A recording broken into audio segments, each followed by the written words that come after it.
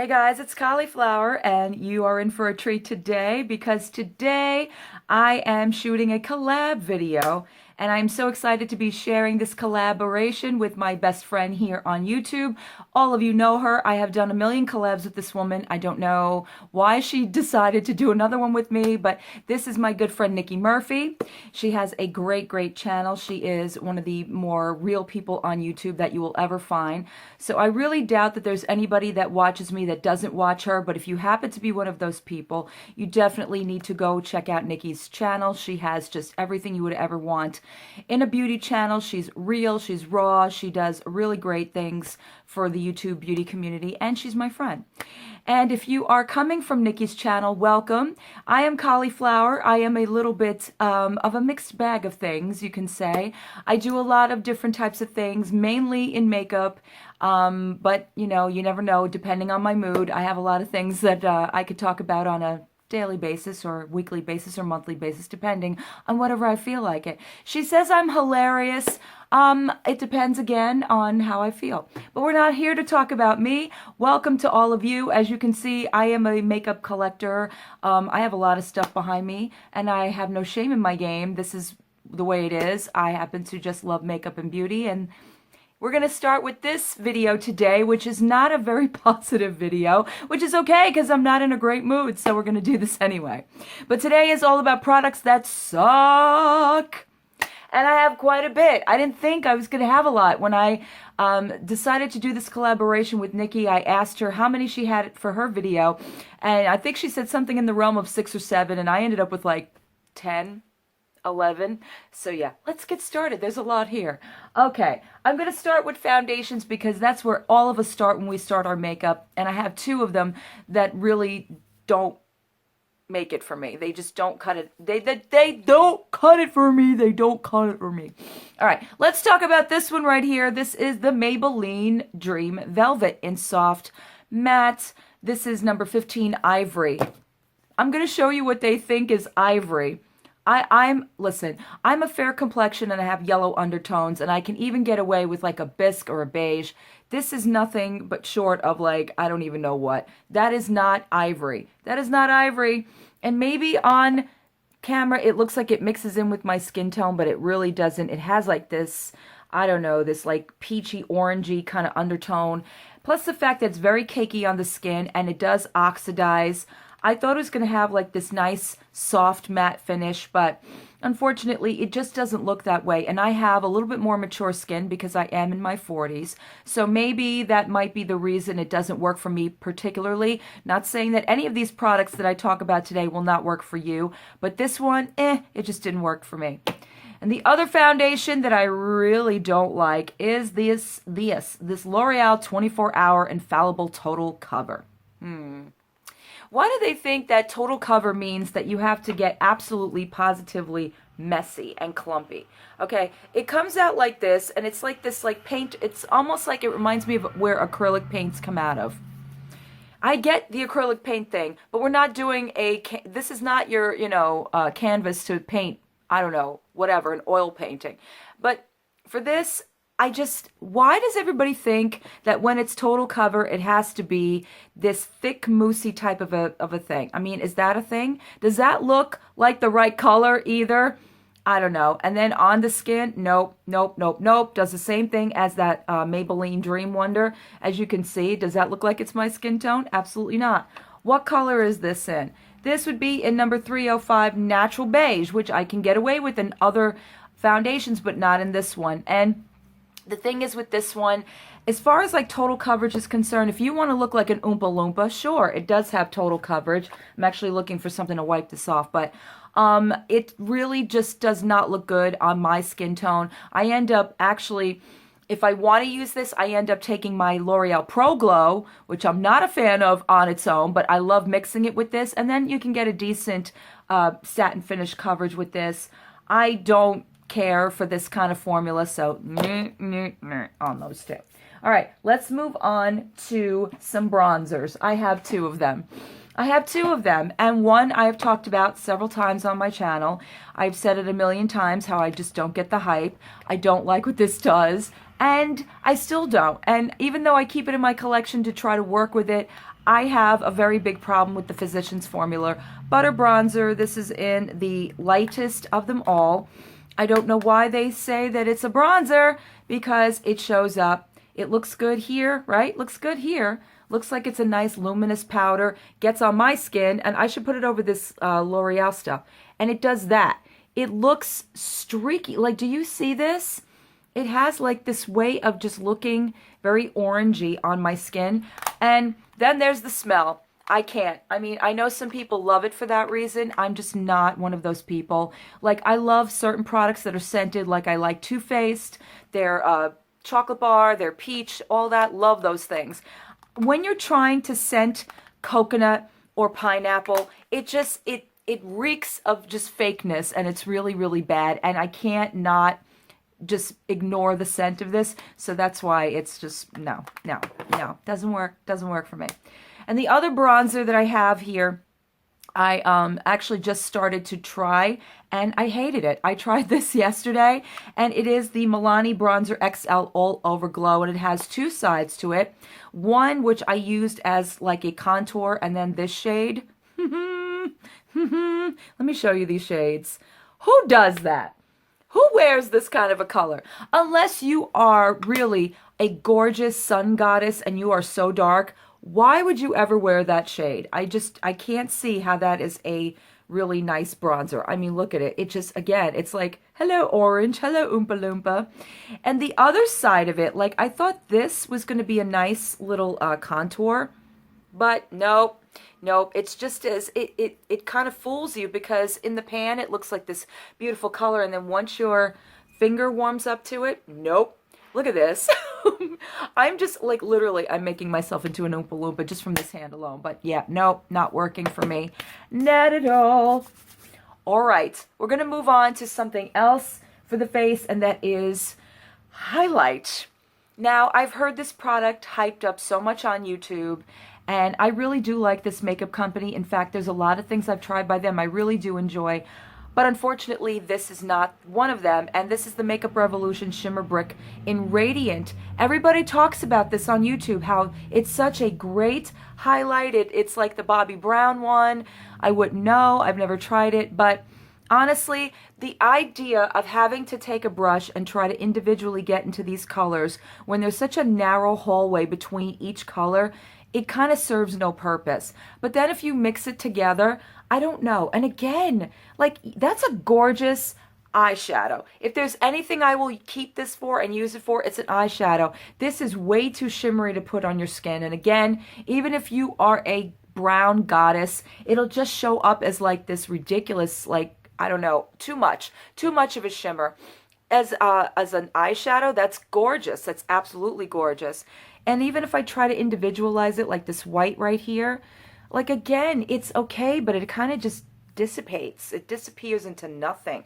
So you do have to mix it together to get any type of an effect. And for me personally, I can't see that on my skin. It's way too much. I think it's better as maybe an eyeshadow, but as far as a highlight, no bueno, no bueno. All right, in keeping with Makeup Revolution, I'm sorry, I have like 2 more products from them. There's this palette right here, and it's the Makeup Revolution. This is their Redemption eyeshadow palette, Romantic Smoked. Gorgeous, gorgeous colors in here, but again, I don't know what it is with Makeup Revolution and their narrow bars of just, you know, putting color somewhere. And maybe this is fine for eyeshadow brushes because, of course, they're smaller, they're skinnier, so you can get in there. But if I have to swatch this, it's going to be a little difficult. Unfortunately, here's my problem with this palette. It seems to be okay, and then you get it on your eyes, and it goes, bye-bye. Like, where'd you go? Where did you go? Where did you go? My shadows, because it's not staying on my eyes. And there's some really pretty colors like this color right here. I love like these smoky plum colors, but once it gets on your eyes, like even it looks a little, I don't know, muddy looking is the word I want to say. And then it blends out and it doesn't look good on the eyes. I did a look with this yesterday. I tried to work with this and it just didn't, not yesterday, Saturday. I worked with this. I just didn't like it. It didn't blend on my eyes the way I wanted it to. The color doesn't show up the way I wanted to, and I just don't like it. Just don't like it. All right. Now let's move on. We'll get away from Makeup Revolution for just a little bit. Let's move on to yet another Physicians Formula. Poor Physicians Formula. But here's a product that I saw it in the store and I was like, oh, that looks unique and something kind of cool. But then I tried it on my face and I was like, I don't get it. This is the Super BB Insta Ready, hashtag Insta Ready from Physicians Formula. So as you can see, it's a 3-prong system. It's got what I'm assuming is this highlight, and I'm assuming that's supposed to be some sort of contour, or maybe it's a bronzer, I don't know. It looks way too orange for that. And then this. Is this supposed to be a blush? I hope not, because look what it looks like when it gets on your skin.